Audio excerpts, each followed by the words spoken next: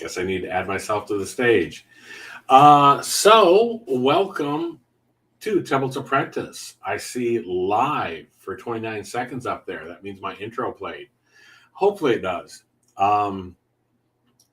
This is not intended for any viewers. So this is me just testing to see what happens if I attempt to go live on YouTube. So excuse me while I have a sip of coffee here. God, my teeth look awful. Anyhow, so we probably don't need to talk about that. Yeah, so I'm testing the waters to see what it's like to do a live show. If you've seen me at all, you've probably seen me on Superfast Tortoise. If you're not watching my YouTube channel, which not many of you are, but that's okay. We need better content, and I'll get more viewers. Yeah, so anyhow, I am on Superfast Tortoise in the morning. You want to check him out on YouTube. There you'll find MTG Hillbilly, who's somebody else that you should be watching to see arena gameplay. And of course, I'm hoping to get to the point here where we have some fun stuff coming up actually live. We are doing recorded interviews with people about decks, about Commander. And yeah, that's interesting. I'm looking off to the side here thinking like we started actually recording with two other content creators, Sun City Magic and Just Cardboard. And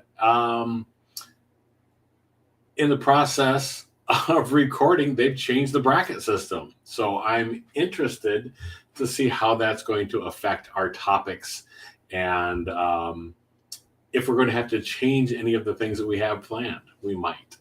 I do have other people that I'm going to be being joined by. Rakdos Lord of Riots. Looking forward to talking to him tomorrow. I have no idea when, well, it's going out live, so it will be tomorrow, indeed. I think I have comments. Cosmic Seeds, sweet. I guess that's coming through YouTube. That's interesting. Again, new to this whole thing, so I'm glad that you're here to visit. That is awesome. Not liking the hybrid mana thing for monocolored decks. That was one of the announcements that they made about the Commanders, and they're thinking about making that change. I don't know what I feel about that. I have never I've never wanted to use up to this point. I think just because I knew that it wasn't legal, I didn't do that. But I'm curious why you think that they shouldn't do that. Is it because things break the color pie? If they do that, you're maybe going to wind up with something that should, I don't know, man. I'm going to have to think on that myself. Right now, I'm okay with it. As being the hybrid stuff, I do have several decks that use hybrid mana, but they're usually WUBRG decks. So in particular, I'm thinking about my my Reaper King deck. So Deathrite Shaman in a monocolored deck. Okay, that's interesting. I hadn't thought about that. So that's the main issue, is because you can't use cards like Deathrite Shaman in monocolored. I don't know. I'd have to look at it. I think it opens up some possibilities, but we maybe have too many possibilities at this point. I'm of the opinion where I'm even more confused by the bracket system now, only because like every one of my decks is automatically going to be a 3. Now they brought up something interesting, which is intent. But I'm going to say all of my decks, like I mentioned on the Superfast show this morning, every deck's going to be a 3 because my decks aren't designed to win before turn 6. You know, I'm here to play a game, and not there's anything wrong with anybody that does try to win by turn 4. I played in a pod for a very long time. My core 4 was trying to win as fast as they could. I learned the bad habit of stopping people from winning. So that's something that I've spent the last, I'm going to say last 2 years actually trying to get over, um, is the fact that stopping people to win. Anyhow, my point was all of my decks, they're designed to win like on turn 6.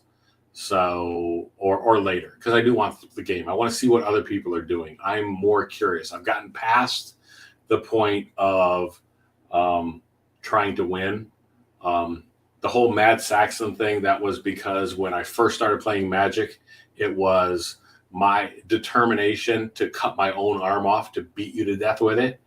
So that's where that nickname came from.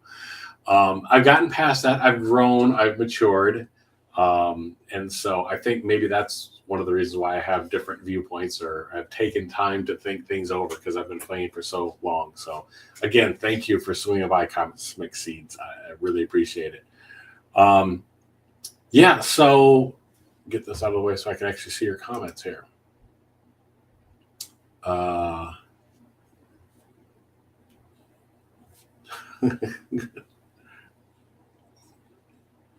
Yeah. Deep roots in the game. Oh, hey, I've got a second person watching. I am super excited. Again, this was completely unintended to be a live thing. Mostly I'm just testing out the equipment and so on. I have, like I said, some exciting projects coming up with other collaborators. I'd like to maybe do this. Again, I'm intimidated because I see all these other people doing great shows, and I think, oh, I can't possibly do that, but maybe I can. This impromptu is better because I've got the Cosmic Seeds joining me, so I appreciate that. What else can I tell you about what's coming up? I purchased a Timey Wimey deck. I'm trying to decide whether to part that. Thank you. I'm trying to decide whether or not to part that out, put that in the store, or another thing that came up is another content creator has challenged me personally to cut my 37 decks down to 15. That's not going to happen. I'm taking this challenge seriously. He challenged me to do it within a couple of weeks. I can't do it. I'm going to try, but one of the things that occurred to me is for my decks, in particular, a lot of them were gifts. I've been blessed to have friends that also love the game and were interested in playing with decks, playing Commander, so right from the very beginning, my very first way of getting into Commander was the Zedruu deck. I could very easily add more decks. I could very easily. Could I cut down? Not so much, but I'm going to try to. It used to be that I would play, 12 games a week or so, something like that. I had 2 different comic book shops to go to, and 3 different nights a week that I was meeting and getting to play people. I don't have that anymore. So it's made me re-examine and rethink about the decks that I have. I want the games to be more impactful. So I am working on building up my decks from the ground up. By ground up, I mean literally like the land. I'm attacking the mana bases.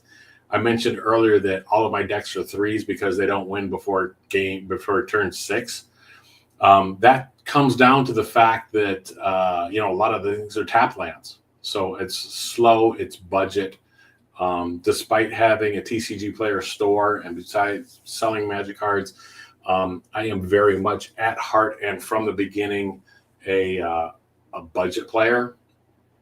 Because the expensive cards, I sold them off because, quite frankly, I could use the money. I've been into the game since Revised. So the whole time that I've been playing, it's been, money was always a concern. So I couldn't go out and buy the best of everything. And it was tough fighting against other people that maybe had deep pockets or were willing to spend the money on the cards. So I always tried to find budget counters. No matter what card you're playing, pretty much a 25 cent or less counter spell will stop it. So that's Always. Yeah, I do have three guys cradles, but that's beside the point. No, just kidding. I think probably the most expensive card that I'm going to have is, I don't know, maybe 10 or 15 bucks. I can't even think. Um, the that would be perfect for an elf deck for sure. My The way I wound up with the Frey Elise elf deck myself was she was the only one left on the shelf. Everybody ignored her, so I rescued her from the LGS that only had one commander deck there that was unloved and left behind. She became one of my favorite decks. Um, yeah, nothing crazy like that. And there's enough other cards these days with the power creep that it's interesting. I think one of the things that they got rid of was comparing things to precons in the bracket system, and I think that's a good thing because what the heck does precon even mean? Because a precon from 5 years ago is not the same as the precon from the last couple of years, so they are very different. Keeper of the Flame. I have to look that one up, see what that one does. So budget deck, was there a budget that you kept it to, or was it just a budget deck that you built from there? I'm actually curious. My best example of a budget deck is actually my Ghoul Caller Gisa deck, which started out as a $25 deck. You notice I say started out as, because I think that's one of the best ways to attack the game is start with what you can afford right now or whatever cards you have now and just slowly upgrade them. I think that deck is probably maybe about $200 or $250 or so now. It just kind of grew from one thing to another. As cards came out that were better, power creep is let in, and then as I just keep adding cards, I'll open something in a pack. Not expensive. Oh, actually, you know what? Can I do this? Oh, sweet. Hey, I'm learning. All right. Cheap, fast. Yeah. Very cool. I like it. So I'm interested. Are you on Moxfield? Do you use Archidect? What do you use for those cards or to keep track of your cards? Do you keep your decks online? I used Moxfield for the longest time. Everybody wants to go to Archidect, so I'm kind of trying to migrate my things over there a little at a time. Let's get this out of the way. No Moxfield. Okay. All right. The other thing that I'm doing is I'm putting things in Moxfield just to get them in a digital format. I don't want to. You're one up on me then because I don't use mine. When I put, I guess I can all share all these things. There we go. So you said no on Moxfield, and you said that you use your brain only. Sorry, that's fine. I do find that being able to trade lists with people are good. I'm using Moxfield, like I said, to get things into a digital format. With my dyslexia, it's hard for me to type out tons of things. I'm not crippled by it, but it just slows me down, and I waste a lot of time having to go back and check spelling and so on. So being able to plug the things in and just type in like the first three letters and make a digital list helps me get the cards into a format that I can then put it on the computer and then do what I need to with that. Maybe plug it into what do you call it? Into a spreadsheet or something. I can check the prices on cards and stuff easier that way. Moxfield is a good place, I think, to put them on there. You can find my decks and my cards there, the decks that I use on Moxfield. That's a good place to check things out. I didn't plan on this being a 15-minute thing here. Thank you for joining me. I appreciate it. I'm going to bounce out of here. but with your help and my other viewer here, you absolutely made this a success for me. I really appreciate it. So I may do more of these impromptu lab reports then in the future. So I'm going to say thank you. You, sir, have an amazing day. In the meantime, I would say go to darkritual.site if you haven't already. Dark Ritual combines all of my different projects together in one spot. So if you're on Instagram, you can find my link there. If you want to find my store, you can find it there. If you want to use the Arcane Nexus, if you have a card that you aren't quite sure how to use it, or want some other suggestions, you can plug in a card name. Just about any card name. I'm working on getting the newer cards in there and stuff for the latest sets for Spider-Man and so on. So it's a little bit behind as far as that goes. But if you come across an old card, you can always plug it in and get some suggestions on how to use it for your particular type of play, whether it be aggressive or control or whatever. Dude, I'm really excited. You made this great for me. So I may do more live lab reports. Maybe this will become a more regular thing. I'm going to say thank you very much for stopping by, and thank you for anybody that's watching this later. Do all the YouTube stuff if you like, comment, subscribe. Most of all those things are free, and they help me out immensely. If nothing else, they give me and inspire me with the motivation to keep doing this. So I greatly appreciate it.